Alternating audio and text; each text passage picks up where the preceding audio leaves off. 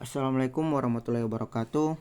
Saya Oen Kurniawan Papeo dan rekan saya hari ini Aminarti M. Timumun. Jadi kami dari kelompok 14 akan mempresentasikan materi kami yaitu PSAK 112 yaitu akuntansi wakaf.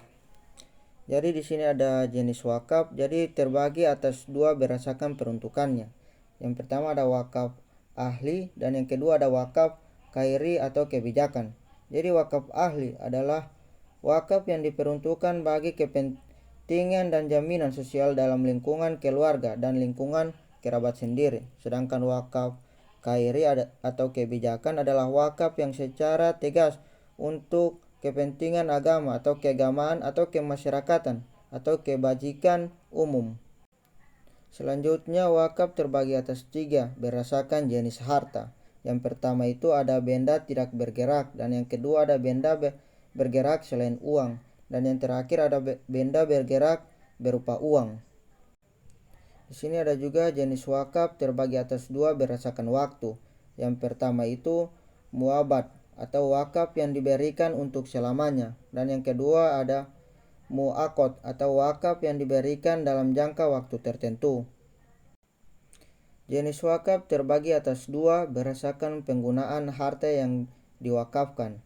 Yang pertama itu ada mubashir atau jati adalah harta wakaf yang menghasilkan pelayanan masyarakat dan bisa digunakan secara langsung seperti madrasah dan rumah sakit. Dan yang kedua ada mistismari atau harta wakaf yang ditujukan untuk penanaman modal dalam produksi barang-barang dan pelayanan yang diperbolehkan syarat dalam bentuk apapun, kemudian hasilnya diwakafkan sesuai keinginan pewakaf. Ada pula tujuan dan fungsi wakaf. Jadi tujuan wakaf itu adalah untuk memanfaatkan aset wakaf sesuai dengan fungsinya. Sedangkan fungsi wakaf adalah untuk mewujudkan potensi dan manfaat ekonomis aset tersebut untuk kepentingan ibadah dan memajukan kesejahteraan umum. Jadi wakaf diperuntukkan antara lain untuk yang pertama adalah sarana dan kegiatan ibadah, yang kedua ada sarana dan kegiatan pendidikan dan kesehatan, dan yang ketiga ada bantuan kepada fakir miskin, anak terlantar, yatim piatu dan beasiswa, dan yang keempat ada kemajuan dan peningkatan ekonomi umat, dan yang terakhir adalah kemajuan kesejahteraan umat lain. Selanjutnya ada rukun wakaf. Jadi rukun wakaf ini terbagi atas 4. Yang pertama adalah pelaku terdiri atas orang yang memanfaatkan harta atau wakil atau pewakaf. Namun ada pihak yang memiliki peran penting walaupun di luar rukun wakaf, yaitu pihak yang diberi wakaf atau diamanahkan untuk mengelola wakaf yang disebut nazhir. Dan yang kedua ada barang atau harta yang diwakafkan atau mauquf. Dan yang ketiga ada peruntukan wakaf atau mauquf alaih. Dan yang keempat ada syigat atau pernyataan atau ikrar sebagai suatu kehendak untuk mewakafkan sebagian harta bendanya, termasuk penetapan jangka waktu dan peruntukannya. Selanjutnya akan dijelaskan oleh rekan saya. Hal yang boleh dilakukan dan tidak boleh dilakukan oleh nazhir. Yang boleh dilakukan nazhir menyewakan harta wakaf, menanami tanah wakaf. Yang pertama, membangun pemukiman di atas tanah wakaf untuk disewakan. Kemudian mengubah kondisi harta wakaf menjadi lebih baik dan bermanfaat bagi para fakir miskin dan mutakhir. Kemudian yang tidak boleh dilakukan nazhir dominasi atas harta wakaf, berutang atas nama wakaf. Yang pertama, menggadaikan harta wakaf. Kedua, mengizinkan seorang menggunakan harta wakaf tanpa bayaran kecuali ada alasan. Dan yang terakhir, hukum meminjamkan harta wakaf kepada pihak yang tidak termasuk dalam golongan peruntukan wakaf.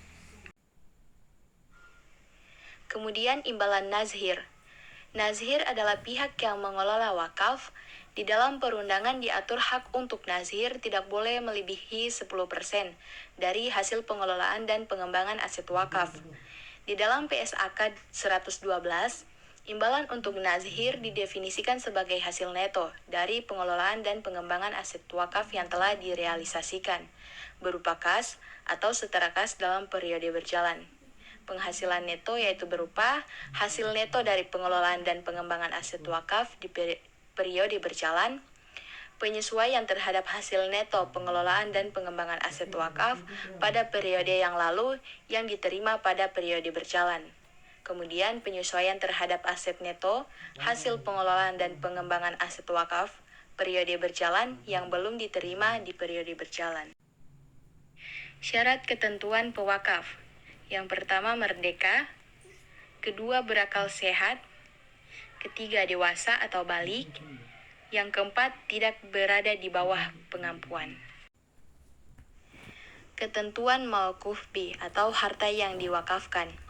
Syarat sahnya harta wakaf adalah yang pertama, harta yang diwakafkan harus merupakan harta yang bernilai atau mal mutakawam. Kedua, harta yang akan diwakafkan harus jelas sehingga tidak akan menimbulkan persengketaan. Ketiga, milik pewakaf secara penuh. Keempat, harta tersebut bukan milik bersama atau musyah dan terpisah. Dan yang terakhir, syarat-syarat yang ditetapkan pewakaf terkait harta wakaf. Syarat yang ditetapkan pewakaf dapat diterima asalkan tidak melanggar prinsip dan hukum syariah wakaf ataupun menghambat pemanfaatan barang yang diwakafkan. Laporan keuangan wakaf. Yang pertama, laporan posisi keuangan terdiri dari aktiva, kewajiban, dan saldo dana. Yang kedua, laporan sumber dan penggunaan dana terdiri dari sumber dana dan penggunaan dana. Yang ketiga, laporan arus kas terdiri dari aktivitas operasi, aktivitas investasi, dan aktivitas pendanaan. Kemudian yang keempat, catatan atas laporan keuangan.